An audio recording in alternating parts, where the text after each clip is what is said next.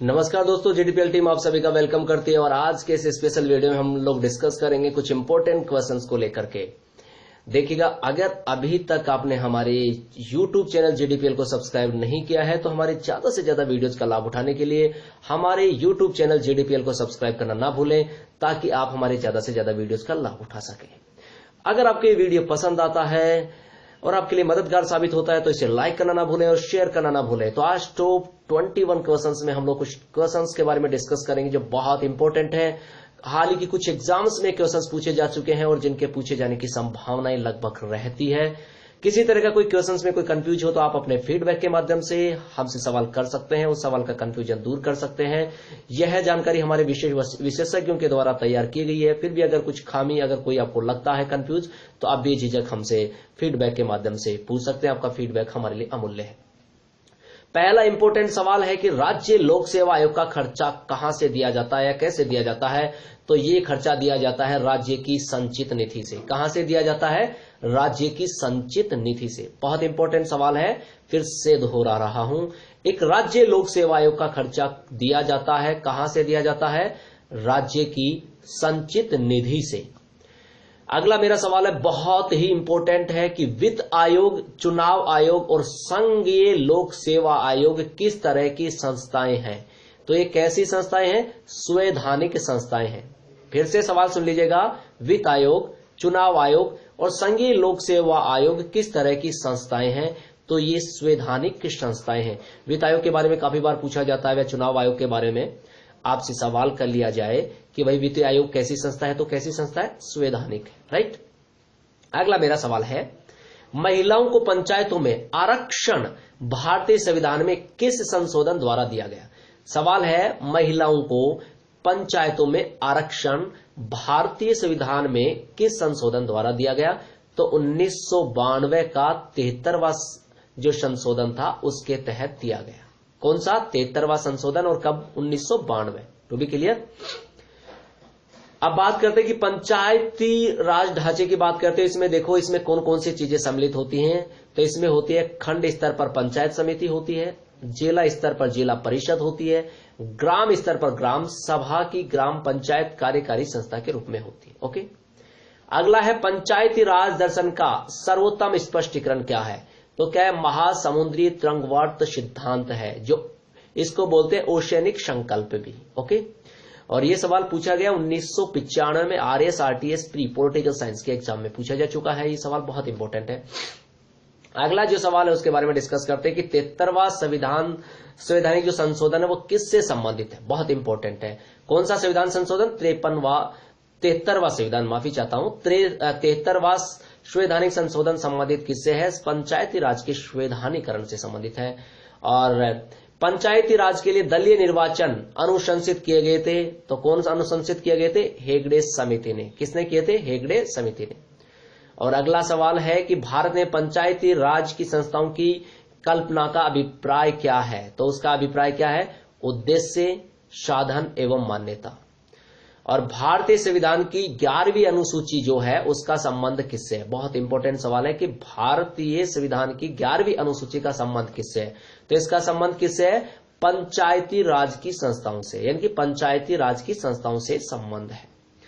काफी बार सवाल उल्टा भी पूछ लिया जाता है कि पंचायत राज की संस्थाओं का संबंध कौन सी अनुसूची में है? तो उसका आंसर क्या हो जाएगा? 11वीं अनुसूची में। और 11वीं अनुसूची का संबंध किससे?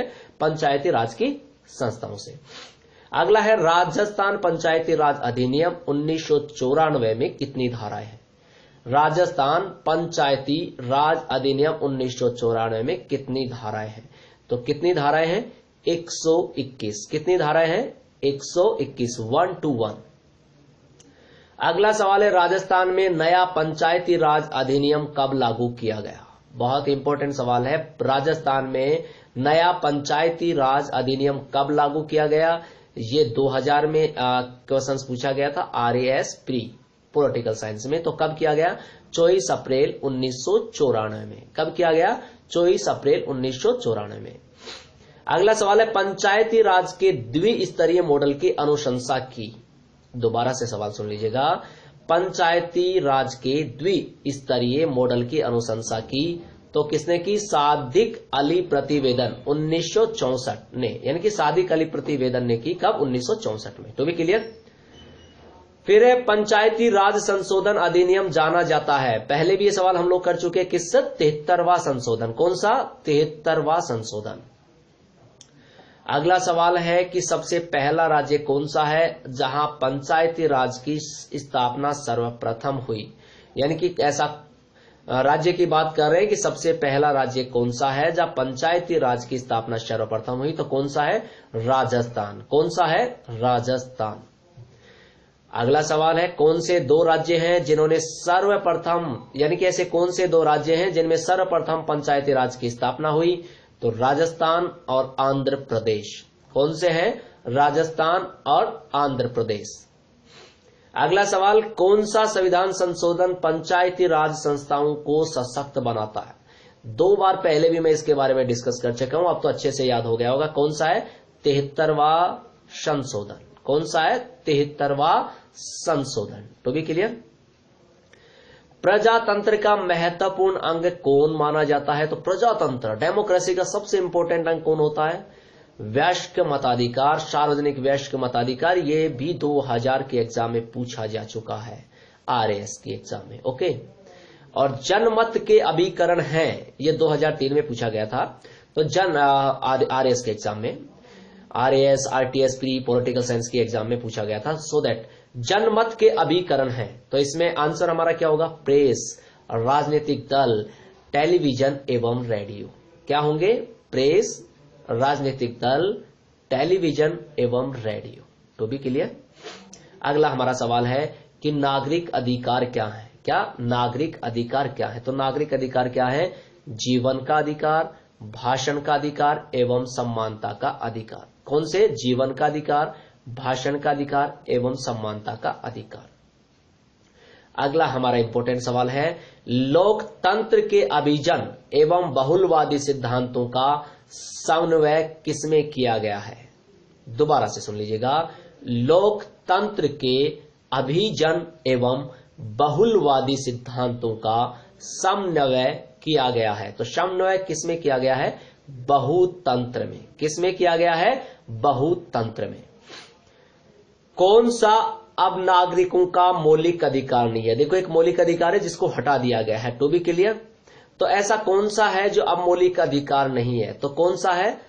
संपत्ति का जो अधिकार है वो अब मौलिक अधिकार नहीं रहा है। तो कौन सा है कि अब नागरिकों का मौलिक अधिकार नहीं है? कौन सा नहीं है? संपत्ति का अधिकार है, वो अब मौलिक अधिकारों में नहीं रहा। To be clear. फिर आता है अगला जो सवाल है, वो इंपॉर्टेंट सवाल है कि राष्ट्रीय मानव अधिकार कमीशन किस तरह की संस्था है?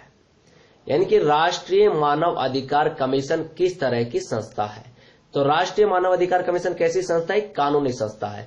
इससे पहले हमने एक और सवाल में कुछ डिस्कस किया था, और वो सवाल हमारा था, मैंने पूछा था किसके बारे में, कि वित्त आयोग, चुनाव आयोग, या फिर हम लोग बात करें संघीय लोक सेवा आयोग। तो ये किस तरह की संस्थाएं हैं? ये किस तरह की संस्थाएं हैं? ये संवैधानिक संस्थाएं। और आप देखिएगा हमने बात की क्या, राष्ट्रीय मानव अधिकार कमीशन किस तरह की संस्था है? ये एक कानूनी संस्था है। कैसी है? कानूनी संस्था है। To be clear. तो इस तरह से हम सवालों को हमें थोड़ा सा ध्यान रखना है। जो संस्थाओं से रिलेटेड क्वेश्चंस पूछे जाते हैं कि ये कानूनी है, संवैधानिक है, या किस तरह की संस्था है, इसको लेकर के सवाल पूछे जाते हैं अक्सर इन एग्जाम्स में। तो हमें इस बात को भी बिल्कुल तैयार रखना है। और अभी हमने और भी चर्चाएं की, जैसे इसके अलावा हमने राज्य लोक सेवा आयोग के खर्चे के बारे में बात की। तो राज्य लोक सेवा आयोग का खर्चे के बारे में बात की, तो कहां से? राज्य की संचित निधि से। तो इस प्रकार से देखिएगा आज के वीडियो में हम लोगों ने डिस्कस किया टॉप 21 क्वेश्चंस को लेकर के, जो हाल ही के एग्जाम्स में पूछे जा चुके हैं, काफी बार आ चुके हैं, जिनके आने की बेहद संभावनाएं बनी रहती है। तो आप लोगों को इन क्वेश्चंस को बिल्कुल तैयार करना है। देखिएगा हम कोशिश कर रहे हैं कि हम आपको बेटर से बेटर देने की कोशिश कर रहे हैं।